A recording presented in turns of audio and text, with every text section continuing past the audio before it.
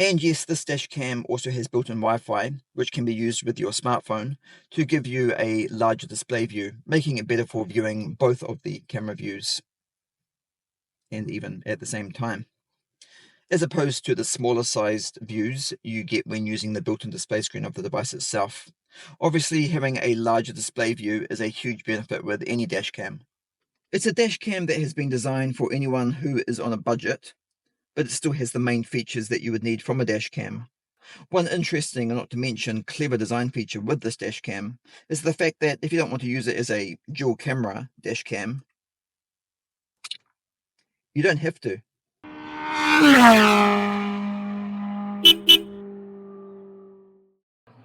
Hey guys, and welcome back to another video. If you're new here, hello and welcome to the channel, and I hope you like today's video. If you like car technology content, then hit that subscribe button because that's what you're going to see on this channel. Okay, so in today's video, I'm reviewing another dash cam, and it's this one right here, the Gmai Pop Dual Camera Dashcam. It's just a cheap and basic device at approximately 35 New Zealand dollars, but it does also support Wi-Fi as well, allowing you to use it with your smartphone. And it does work quite well for the price as well. You power it up off your car's cigarette lighter socket using this supplied cigarette lighter socket adapter cable, which as you can see has a mini USB connector. No, unfortunately it's not USB-C. Now, because the dash cam is just powered up off the cigarette lighter socket, it also just turns on and off with the ignition as well. It can, of course, also be turned on and off manually as well if required.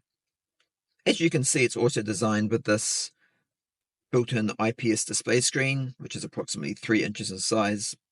And it is also quite a nice look as well when compared to some of the other dashcam displays that I've seen. But again, it's still very small in size. I personally have never been a big fan of dash cams with these small display screens. And by the way, it is just a display screen only. It does not support the touch functionality at all. On the side of the device here, we have the connection ports. This is the mini USB power connection port. This little hole here next to it is the built-in mic. Next to that, we have the memory card slot for the dash cam to record to. And lastly, the AV input, which is where the cabin interior camera here plugs into. So yes, this is a dual channel dash cam with 2 built-in cameras. This one here, of course, is the front view camera and is rated at a resolution of 1080p HD with a wide viewing angle of 170 degrees. It's not adjustable horizontally, but it can be adjusted vertically on its mounting bracket, like that of course. Then we have this camera here, used for the interior cabin view of the car, which is also really great for your car security as well. This camera is only rated at 720p and has a viewing angle of 140 degrees. Both cameras do support night vision as well. Now, if you're wondering why is the interior cabin camera connected to the main device using this cable here, then the reason for that is because of this. Yes, the interior cabin camera can also be removed entirely from the device, just like that. So if you don't want to use it, then you don't have to. But because the device not only records from the front view camera, but also from the interior cabin camera as well, it's probably a really good idea to just use both. The only advantage you really have by disconnecting the interior cabin camera is you're not going to see this cable hanging underneath the device all the time anymore. The interior cabin camera also has the advantage that it can be adjusted both vertically and horizontally, like that as well. The dash cam does not have a rear view camera as such that can be used for reversing. It just has this interior cabin camera. But because of the design, it does make the camera angle very adjustable, allowing you to get a bit creative with what you are able to see from the camera. And it is nice to be able to do that. Now, on the bottom of the dashcam here, there are 4 buttons which are used for controlling the device. Well, there's actually 5 if you want to count the little reset button here, inside the hole where it's marked R. Now, the other 4 buttons are M, which are used for entering the settings of the device. The left and right arrow buttons next to that is used for navigating through the settings of the device. And the button on the end here is the power button, which can be used for manually turning the device on and off if required, because obviously this device turns on and off with the ignition anyway. but it is there if you need to do that. Now the left arrow button here can also be used for switching between the 4 different display mode views as well. So for example, here we have the front view camera, press the button, and now we've got the interior cabin view camera. Press the button again. We've got both the front view and the interior cabin views displayed at the same time on the screen. And there is also this display mode here as well, which is basically the same thing. Well, it's similar, but it just has a smaller display view of the interior cabin camera. This view, of course, is not much use on a small display screen like this, but as you're about to see, it is still a display mode worth having. Now, if you're anything like me, you would probably, of course, just use the built-in Wi-Fi feature of the device instead, and then you can view the camera views on your smartphone display screen instead. Just like that. You could, of course, also do this on a tablet as well, which would give you an even bigger view again. Once connected to your smartphone over a Wi-Fi connection, the dashcam display itself will now be disabled, so switching between the display modes is now all done from your smartphone directly. And before you ask me in the comment section below, the phone app you see being used right here is once again the Vidua app. If you follow this channel, then you will be very familiar with the app, as it is definitely the most commonly used app with a huge majority of these types of devices. And yes, it's also a free app to download as well, and it is supported with both iOS and Android. It's also a very good app and very stable to use as well. But there are some features that will require a subscription to be able to use them. However, these are not commonly used features though. All the basic features are still free to use, and they work very well. Of course, an added bonus when using the Vidua app, you now also can control the dashcam directly from the app itself. So we just tap on the settings icon. So not only video recording and video playback can be done, but there is also a lot more you can do with it as well, as you can see by all these settings and options I have here on my smartphone display screen. Now, the Gmai Pop does also support 24-hour parking monitoring as well. It does have a built-in G sensor, so it can monitor and record what is happening around your car. When your car gets hit or is tampered with, this should trigger the built-in G sensor to start the dashcam recording, and then this video footage will get recorded safely to the memory card for you to view when you return to the car at a later date. And that is from both cameras as well. The front view and the interior cabin view are both recorded. And Wi-Fi monitoring is also supported as well with this device, so you can connect to your dash cam over a Wi-Fi connection using your smartphone, just like you are seeing me do right now. And this will allow you to view what's happening at the front or even from the inside of your car at just the tap of the screen at any time, and this is in real time over a live connection as well. Wi-Fi monitoring, of course, will only work providing your phone and dashcam have a Wi-Fi connection. And the maximum range of that Wi-Fi connection is only going to be approximately 10 to 12 meters max. Any distance longer than that is going to result in your phone and the dashcam losing connection with each other. The other important thing to remember is both the parking monitoring and Wi-Fi monitoring features will also require the dashcam to be hardwired into your car's electrical system to be able to work, using an optional and separately sold buckline interface cable, which you would need to ask the supplier for when purchasing this device, because neither of those features will work with the standard supplied cigarette lighter socket adapter cable. And this is no different for any of the other dash cams or mirrors either. Now, just as a closer up view of the image quality from both of the camera views for you, here it is on my phone for you to see. Now, let's switch to the front view camera. Okay, so this is the front view camera at 1080p, and that's actually pretty good for a $35 dash cam. Now let's switch to the interior view, and that's also pretty good, and that's only a 720p camera as well. I think the image quality is more than acceptable for a cheap dash cam like this. In some ways, it's even better than some of the more expensive dash cams that I've used as well.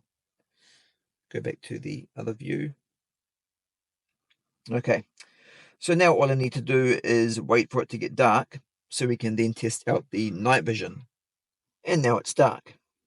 One of the benefits of filming car tech videos in the winter is you don't have to wait around until 9 PM at night to do a night vision test, because it gets dark earlier. But it also gets really cold earlier as well. So anyway, here is the night vision test from the front view camera.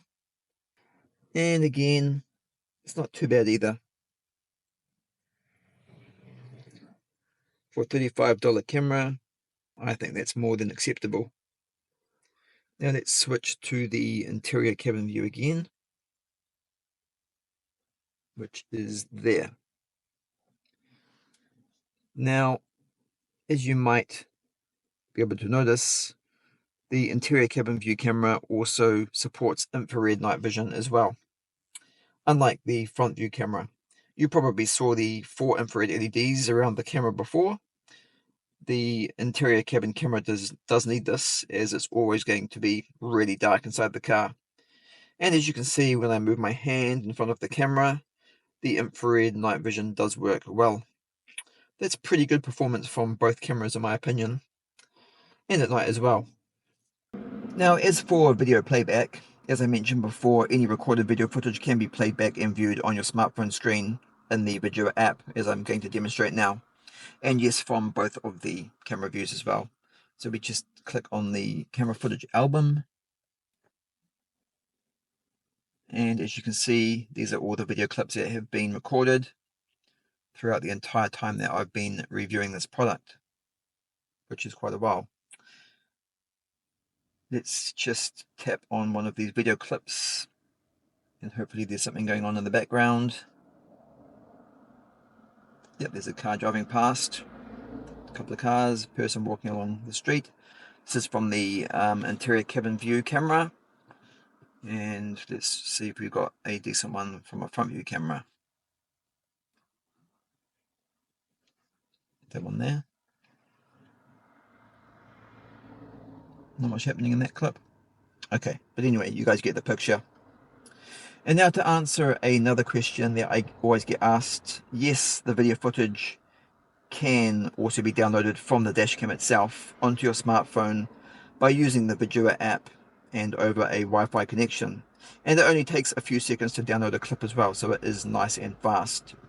The video footage, by the way, gets saved to the video directory on an Android phone, that is. However, it also gets saved in the AVI video format as well. So it's not the MP4 format. So depending on what phone you actually have, you may need to install an AVI player as well if you want to watch it directly from your phone, as opposed to watching it through the Vidua app itself over the Wi-Fi connection. Now, what about the other settings of the device? What else does this device have to offer? Well, these are really just basic settings, such as language, time and date, video recording options, memory card formatting, the functionality to be able to turn the Wi-Fi on and off, including the parking monitoring feature and the G sensor as well. Just basic settings like that. These are also just the same basic settings that all the other devices offer as well, so I'm not going to bother demonstrating that, as I do not want to bore anyone with content that is not entertaining to watch. By the way, a lot of these settings can also be adjusted using the Vidua app as well, over a Wi-Fi connection between the dashcam and your smartphone. And that is the Gmai Pop dual camera dash cam. As I said at the beginning of the video, this is just a cheaper device for anyone looking for a dash cam and who are also on a budget as well. I have to admit though, it's been a great little device throughout the entire period that I've been reviewing it. For a dash cam that only costs 35 New Zealand dollars, the built-in Wi-Fi and separate and removable interior cabin camera, not features that I actually expected it to have. And I do like the way it's been designed so the interior cabin camera can be removed completely. But if I'm honest, I'm not a big fan of the external cable look. However, if you're looking for a dash cam with dual cameras and that has built-in Wi-Fi, I honestly cannot fault it. It's been reliable, the Wi-Fi connection is fast and stable, and overall the device does work incredibly well. I do also like the long and skinny design of it as well. It's a good looking dash cam, to be honest. It's not too large and bulky looking like some of the others are. I would have preferred the power connection to be USB-C rather than mini USB, But oh well, you can't have everything, and especially for that price anyway. It won't be long before mini USB and micro USB are a thing of the past. We just need to be patient and wait. This is the first Gmai product I have reviewed before, and I am quite impressed with it. The build quality is better than what you would expect for such a cheap device. And by the way, if the video footage that you have seen from either of the cameras has not looked clear throughout this entire review, it is clear. It's just the sunlight coming through the windows. It's not the easiest thing to do, filming videos inside a car. But I think I'm getting better at it, so I just need a little bit more practice. Anyway guys, that all brings us to the end of another video, and thank you so much for watching. As always, I have put a link in the description area below if you are interested in purchasing one of these dual camera dash cams from Gmai for yourself. If you like this video or found it helpful, then please like, share, comment and subscribe to the channel, where you can watch even more videos, which I upload every week, and I hope to see you all in the next video.